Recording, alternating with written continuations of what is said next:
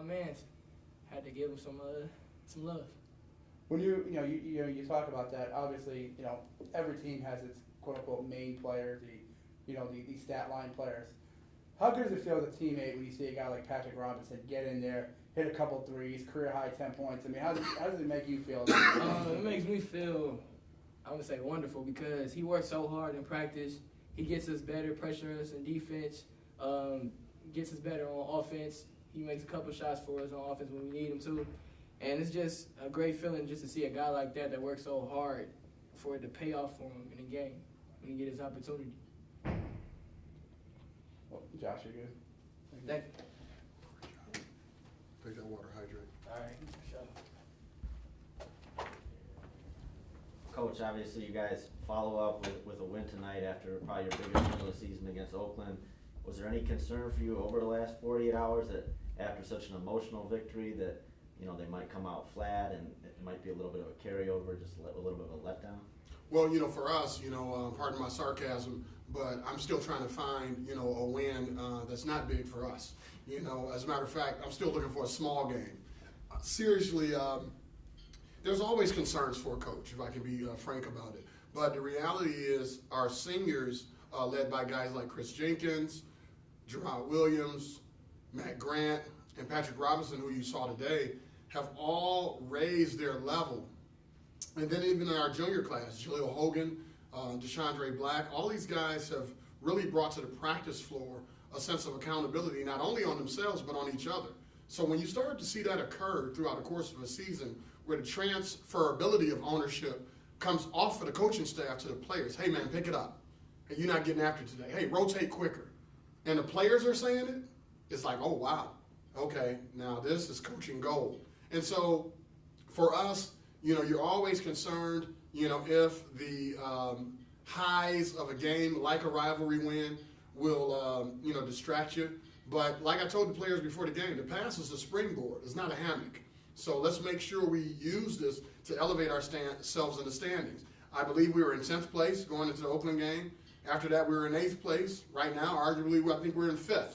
And so all of our goals are still in front of us. We just got to make sure we continue to handle our attitude and our effort each and every day. It's obviously a very big night for Josh McFolley, 8 of 11 from 3. I know when Ricky Henderson was playing, they said he always had the green light from whoever his manager was to steal a base whenever he's on. If Josh McFolley has the ball and he's outside the arc, does he have kind of a similar freedom from you? Well, all our players do have offensive freedom, and that's one of the things that we talked about. All the way going back to my introductory press conference. They're going to have tons of offensive freedom. They're going to have zero defensive freedom. And in that framework, there was a little frustration early in the season being held accountable for all of the little details of man-to-man defense. And as a result of us falling short of those, obligations, we wasn't able to produce the wins that our fan base and even our team would have hoped for. Since then, we've corrected that, not just because we've extended defenses and changed defenses, but the players have held themselves to a higher level of accountability. But going back to the question, I think Josh McFolley, Chris Jenkins, Corey Allen, all of those guys, when they have time and space, their job is to hunt offense, in a variety of ways. But the same would be true for Jaleel Hogan, and even take a Gerald Blackshear who scored 10 points today. And so that's the freedom that you'll notice regardless of the player. Pat Robinson, 2 or 3 heat check threes. So that's a theme, offensively for us. There were some games probably a few weeks ago, a month ago, when you'd have your big guys, Hogan, Jenkins, Allen, maybe playing 35 minutes, upwards, 36, whatever. And now it seems like you guys have transitioned to a team where you're rotating 8, 9 guys playing some serious minutes.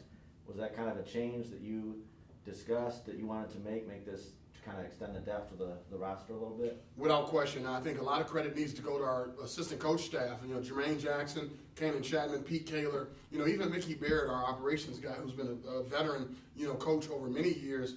All were trying to discover ways that we can maximize this group. And one of the things that we came up with is, hey, let's start the mantra. Hey, play as hard as you can, as long as you can, and include more guys in it.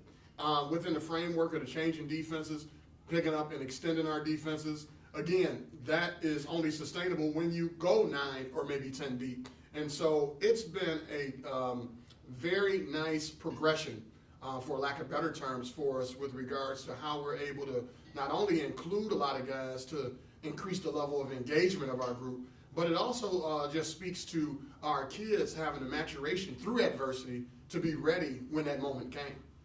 You know, obviously, Jaleel had a huge night against Oakland. He was player of the week, and he came out tonight. There was obviously a big difference in the way that the team was going to defend him. Not much single coverage. Is that really the next step in his maturation to kind of understand where a ball's going to come when the double, and even his teammates too, trying to help him out there? Oh, without question. I think we could have made better reads, not only on Jaleel's part with regards to patience in the double, but our movement off the ball. We had a couple of nice rotations out of the post double that you probably noticed late in the game once guys settled into the idea of it. But the reality is with Jaleel Hogan, he had sustained a really nice ankle sprain in the Oakland game and a contusion to his knee. And so again, I wanted to limit his minutes for starters, and we decided to play a different form of paintball by driving the basketball to the rim with multiple players. And so we wanted to take a little bit of pressure off them because we knew even last year Youngstown State post doubled him in the post, so we knew we would see that again. But I think what happens, we get seduced by that 39-point performance and not, necessarily anticipate that that's, an atypical performance, versus a typical one. Obviously, you guys still have a lot of games, still a lot left to accomplish, as you said, but it is your first winning streak as a head coach. How does that feel? You know what? It's fulfilling, for a couple of reasons. When you have a group that has, at certain points in time in the season, questioned themselves, maybe questioned what we're doing, and not really had the opportunity to produce evidence that what we're doing works, it's very gratifying for them to experience this. Not only right now at this moment, we're still in the month of January.